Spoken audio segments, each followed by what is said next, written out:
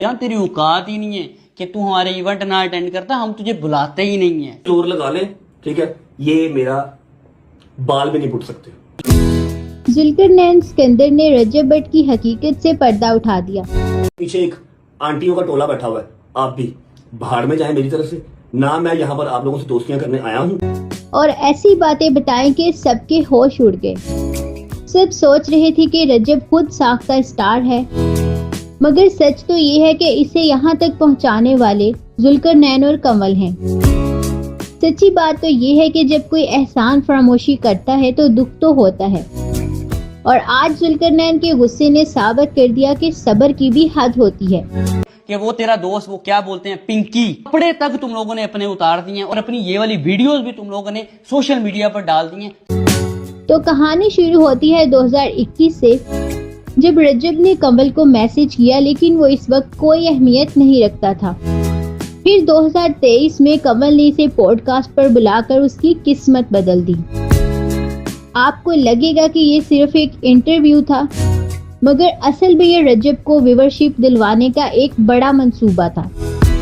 हैरानकुन बात यह है कि रजब की शादी का सारा खर्चा भी उन्हीं की बदौलत उठाया गया।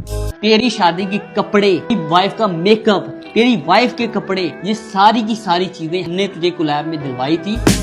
जुल्करनैन ने इंकशाफ किया कि रजब के कपड़ों से लेकर मेकअप और घर के फर्नीचर तक सब कुछ कंवल के लगवाए गए ब्रांड्स और कोलैबोरेशंस की वजह से मुमकिन हुआ।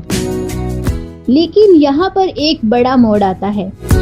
जुल्करनैन ने दावा किया कि रजब ने सिर्फ 50 लाख रुपए के लिए अपनी पिटाई करवाई और मदाहों के सामने अपनी इज्जत का जनाजा निकाल दिया।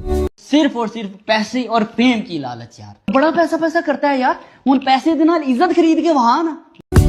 क्या कोई पैसों के लिए इतना गिर सकता है?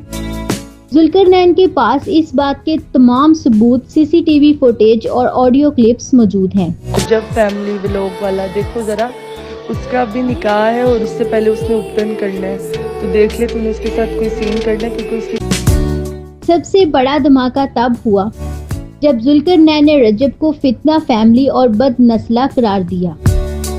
ये रजब फैमिली नहीं है, ये फितना फैमिली है। एक और चीज बताता चलूं कि खानदानी और बदनस्ले बंदे में फर्क ये होता है कि जो उन्होंने अपनी बीवी का वॉइस नोट सुना कि ये साबित कर दिया कि अब वो रजब के इस झूठे जाल को तोड़कर ही दम लेंगे। जो खानदानी मर्द होता है ना, वो कभी भी किसी की फैमिली को टारगेट नहीं करता, वो सिर्फ और सिर्फ मर्दों की लड़ाई लड़ता है। अक्सर लोग शोहरत मिलते ही इन हाथों को काटना शुरू कर देते हैं जिन्होंने उन्हें पाला होता है, और रजब ने भी शायद यही गलती की।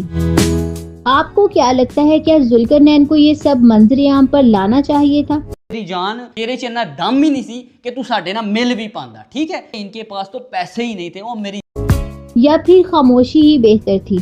हमें कमेंट्स में अपनी राय जरूर दें।